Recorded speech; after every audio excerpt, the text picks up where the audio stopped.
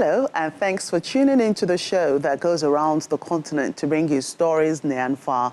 I'm Joke Rogers at Channels Television here in Lagos, and I'm joined by Vincent Makori from the Voice of America in Washington. Well, thanks, Vincent Makori at the Voice of America. Happy to be with you again for another edition of Africa 54. Let's start off with the latest from Nigeria. Joke Rogers in Lagos brings you that story. Private sector participation and creating a better environment for business are the main issues on the top burner at the 28th Nigerian Economic Summit in Abuja, Nigeria's Federal Capital Territory. Various stakeholders from the private sector and senior government officials brainstormed on how best to develop the Nigerian economy and monitor the implementation of government policies, programs, and projects, with a focus on developing the short to medium-term policy direction for the country. Our correspondent, Emperor Simon, brings us more. Nigeria. The arrival of the Vice President, Professor Yemi Osinbajo, signals the commencement of the 28th Nigerian Economic Summit holding in Abuja.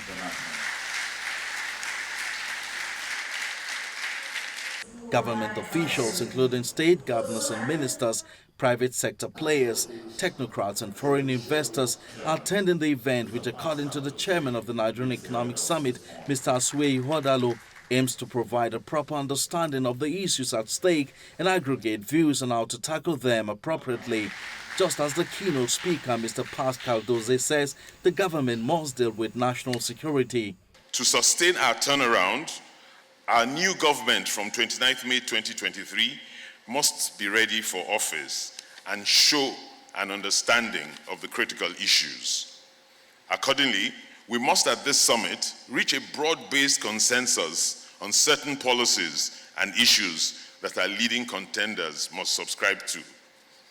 As a fundamental principle of nationhood, regardless of the cost, we must deal with threats to our national security, violence, attacks, terrorism, war, espionage, in a smart, transparent, accountable, and coordinated manner. As Nigeria grapples with the challenge of unemployment, high inflation rate, among others, the Vice President, Professor Yemi Osinbajo, calls for increased productivity to create more jobs for Nigerian youths. We must create the environment for business to make local and international trade easier by fixing our ports, effecting the national single window, revamping our customs processes and tariff codes to reduce delays and arbitrariness, removing needless restrictions on imports to enable value-added processes, etc. Of course, our exchange rate regime remains an issue of some concern. The discussions that we must have, shorn of sentiments, is how best to manage the situation by finding a mechanism for increasing supply and moderating demand, a mechanism which will be transparent and which will boost confidence. Professor Osinbajo also congratulates Mr. Ni Yusuf on his election as the new chairman of the Nigerian Economic Summit Group. With a theme 2023 and beyond, priorities for shared prosperity, there's a consensus at this summit that those preparing to take over the leadership of the country come 2023 must rise up to the occasion of ensuring that the country develops at a pace that will translate to better welfare for the citizenry. Emperor Simon, Channels Television News. Joining us to discuss this is a senior economist at ProShare, Mr. Abdul Kudus Isiaka. Glad to have you today on Africa 54. Thank you for having me. So the major objective of this summit is to create an enabling environment for a responsive private sector investment and sustainable economic growth of the Nigerian economy. So how far have we fared in this regard?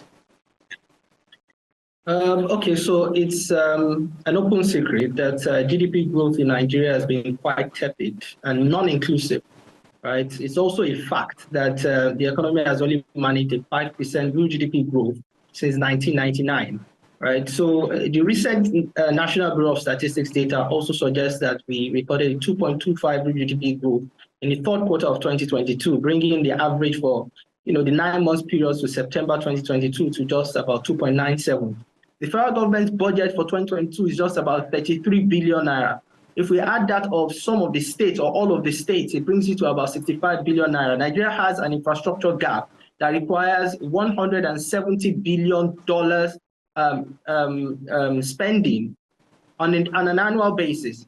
And so with a 33 billion, or if you like, $65 billion budget, which is supposed to also cater to recurrent expenditure, Nigeria is definitely not going to be exiting this slow growth range anytime soon.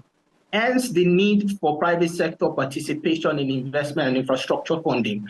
And that is where and how NESG comes in.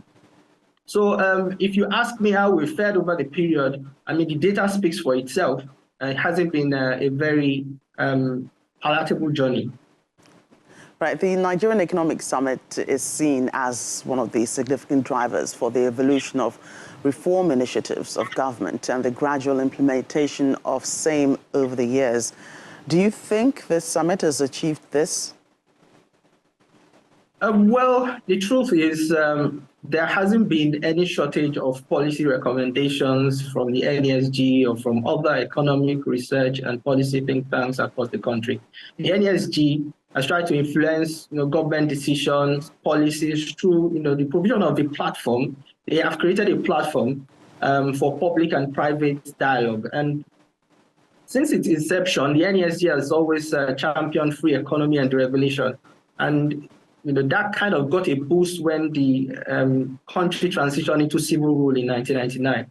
By 2001, when Nigeria recorded a very massive growth, there was a need, therefore, which was also appreciated by NESG, to leverage that, to create some form of economic empowerment and development strategy. And that's what birthed the needs, right? And also, we saw some other initiatives targeted at reducing poverty and creating jobs. Largely, we've seen the NESG play a very, very pivotal role in improving government policies around land registration, in terms of even the sanctity of business contracts, which is a problem, a major problem at that. We've also seen the NESG play a major role in terms of the process of registering companies. The ease of doing business discussion we have today, I think, can be traced back to some of the early day efforts of the NESG. So has the summit achieved what it set out to do? I would say not quite, but has the summit made contributions? I would say very much so. It has made notable contributions towards thought, approach to policy, as well as very important policy actions that we've seen over the years. Right. So what reforms do you think are necessary to launch the Nigerian economy into the open much more than it is right now and to make it more globally competitive? Okay, so basically, we need to appreciate the fact that, as I mentioned earlier, that Nigeria is in a situation where the government itself cannot fund the infrastructure spending we require. Private sector are scared, right? So we need to encourage the private sector to come on board. So there's a need for first visionary leadership. There's a need for efforts towards. There's a need to remove red tape.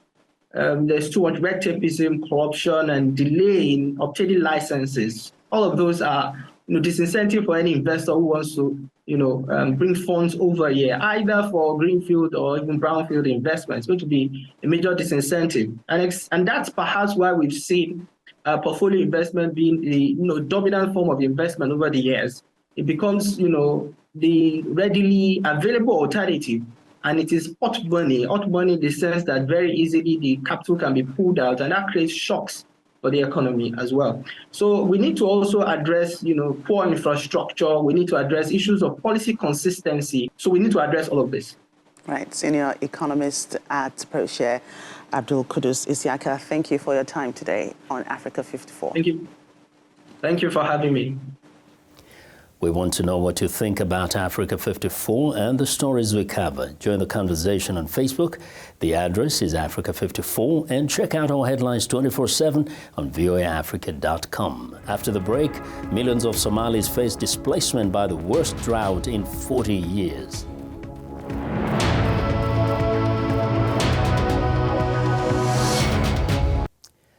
Welcome back to Africa 54. I'm Vincent Makori in Washington. Somali authorities are scrambling to avert famine from a record drought affecting near 8 million Somalis, half the population. The largest city in Somalia's southwest state, Baidoa, bears the brunt as thousands of families flee starvation in the countryside to displaced camps in the city.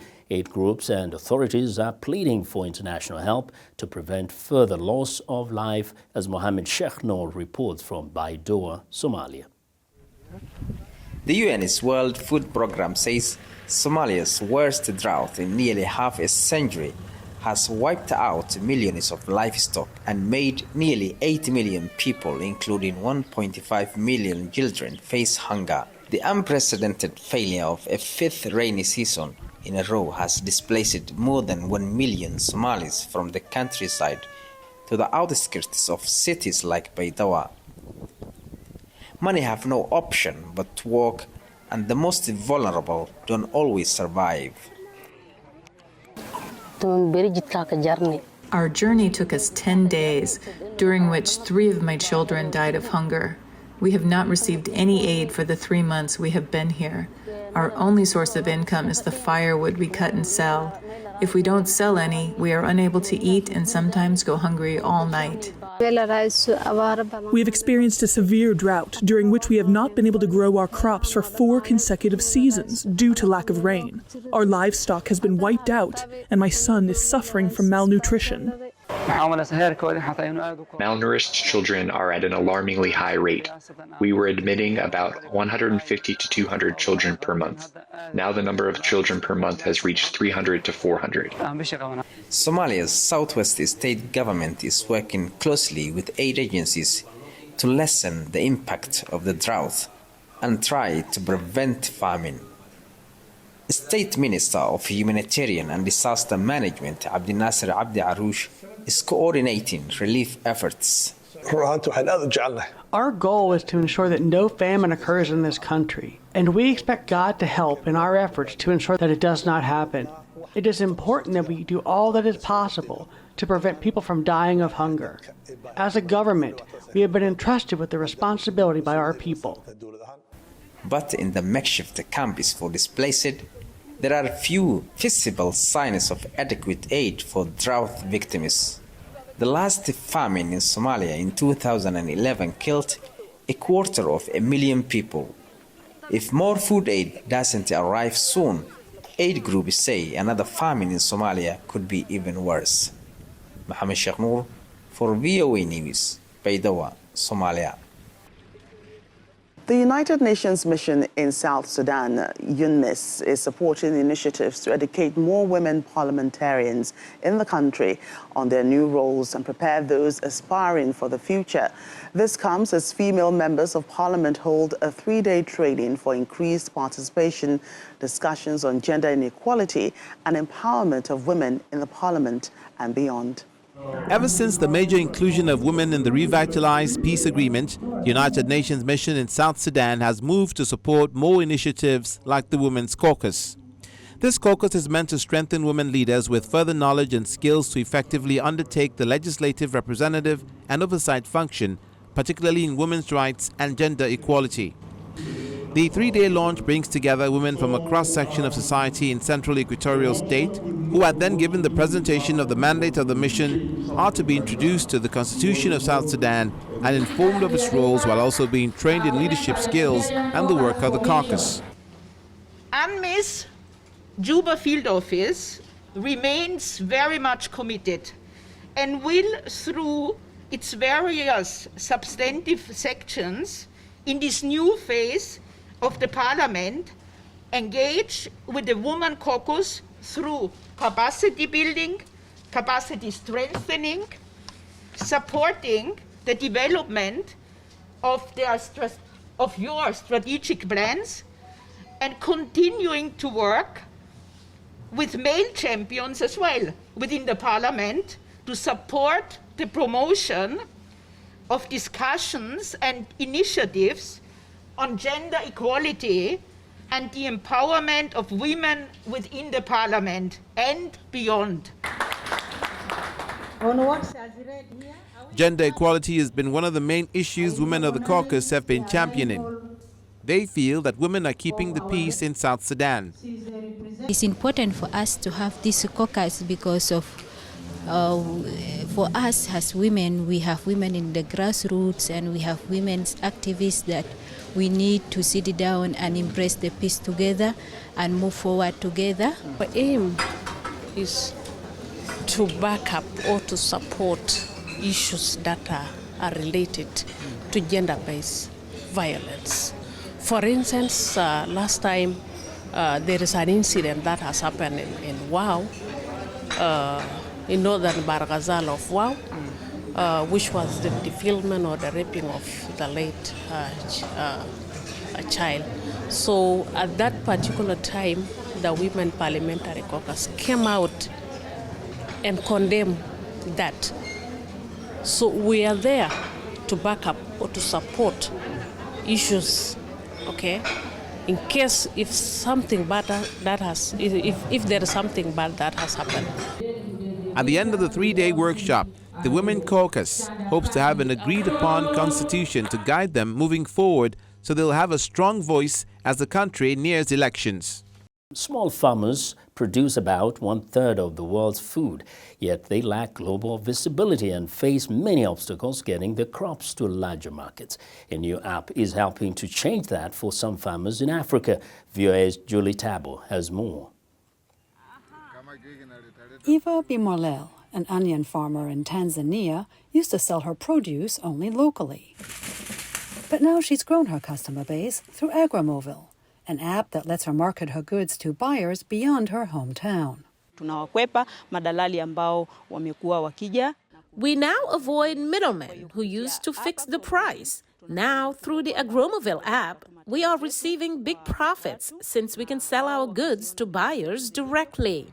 Small farmers produce about 1/3 of the world's food, so making their goods more accessible to additional buyers is crucial at a time of global concerns about food security. Agramobile data can help larger buyers find the crops they're looking for and work more closely with farmers, which is one of the reasons the U.S. Department of Agriculture Foreign Agricultural Service has been supporting their expansion in Africa. We really like the way that it brought together buyers and sellers and transporters and increased the efficiency for producers.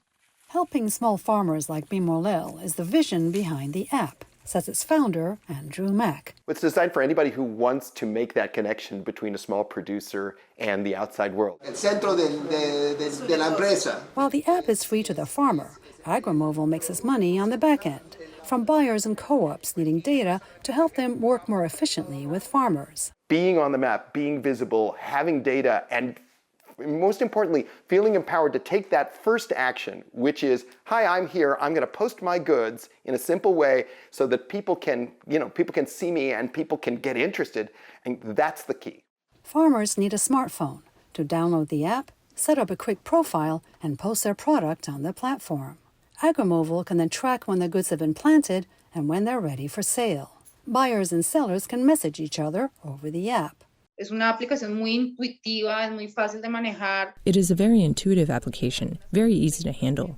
Lady Sanabria Arias used Agramobile to find a new producer of guava from a different region of Colombia for her company's popular guava snack. A la fecha, nosotros como Frutidulces hemos hecho 35 compras. To date, we have made 35 purchases, about 1,000 baskets of red and white guava.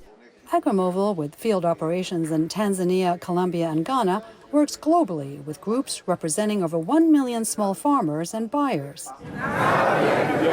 In-person meetings with farmers help the Agramobile team keep the technology as simple as possible to use, which has helped to establish trust. An app like this could be a game changer for the very simple reason that it drastically reduces the costs of marketing for farmers. Apps like Agramobile are giving small farmers a foothold in a larger market to help feed an ever-growing population. Julie Tabo, VOA News, Washington. A viral video on social media has launched an Egyptian house painter, Ahmed Salem, into his singing career. Ahmed posted a video of himself singing in his workplace 2 years after a known poet shared it, and it went viral. Now he is preparing for his first album. With his first concert gaining attention, Salem hopes to build a successful singing career in the future.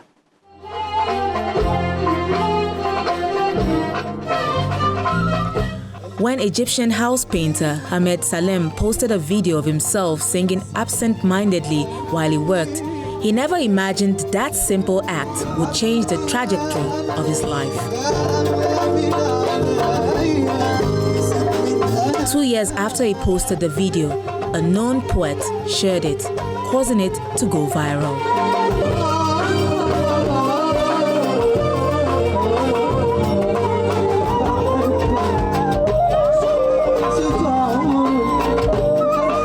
As the video spread, several music producers reached out to the house painter and encouraged him to develop his talents. Now, the artist is preparing for his first album and has recently featured in his first concert.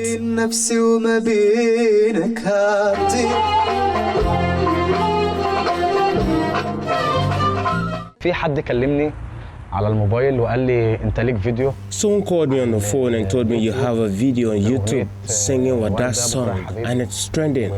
I didn't understand. He told me, check your social media. A known poet, Amir Hassan, shared a video. He said singer Rami Gamal and Adham Salima are searching for you. I checked my social media account and found that the notifications were so many that they caused the mobile phone to freeze. لقيت فعلا كل شويه انا مش عارف امسك الموبايل من كتر الاشعارات اللي بدات تيجي عليه لحد ما التليفون هنج مني.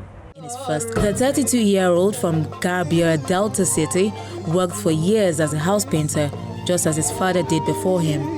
He says he has loved singing since he was 8 years old, but never had the opportunity to showcase his talent.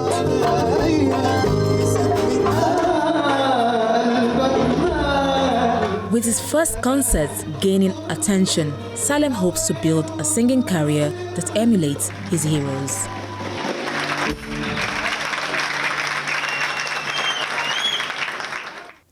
Ankara, or kitenge, the fabric used to make African prints, is known for its colorful patterns. One young African designer is taking the traditional textile and making it her own, Abisan reports. Cecilia Awaka says that after enduring sexual harassment at her many jobs, she quit and opened this designer shop in the Jericho market in Nairobi, Kenya. In 3 years, she expanded into 2 shops and hired a couple of employees. African prints came from Western Africa, but with Nigerians and Ghanaians, they like bright colors. But you can still get these ones, African prints, because they started with something like this. She runs a full-service shop. Customers can pick the fabric, learn about the culture, discuss the design, and get measurements, fittings, and adjustment in a week. Awaka says her experience as a mom even inspired her to create mother-daughter matching outfits. She's my model because she was a tiny Miss Kenya 2016. So she's really good with photos. And yeah, sometimes she helped me to do the finishing. You realize most of the clients, they'll order outfits because of her, not because of me. Because even now, if you see we are matching, you just note, wow, you guys look good. Can I get the same outfit? I like modeling for my mom. My favorite part is putting the buttons, putting the pockets, and designing it. Like many entrepreneurs, Awaka has found running a business has not always been easy. But following her dream has allowed her to gain financial freedom, promote African identity, and grow a business, achievements not possible in her previous jobs. It was a risk. Because if that did happen, I don't think I could have resigned where I was working. So yes, and I'm just grateful that I'm doing what I like. I'm making people smile. Abisan for VOA News, Nairobi, Kenya. Well, and that's our show for today. You can find all the continent's top news and world news online at voaafrica.com. Check it out. I'm Vincent McCory in Washington. Channels Television has our last word. We look forward to bringing you another show next week. To remember, channelstv.com is your source for news and other programming. I'm Joker Rogers. Thanks for watching and goodbye.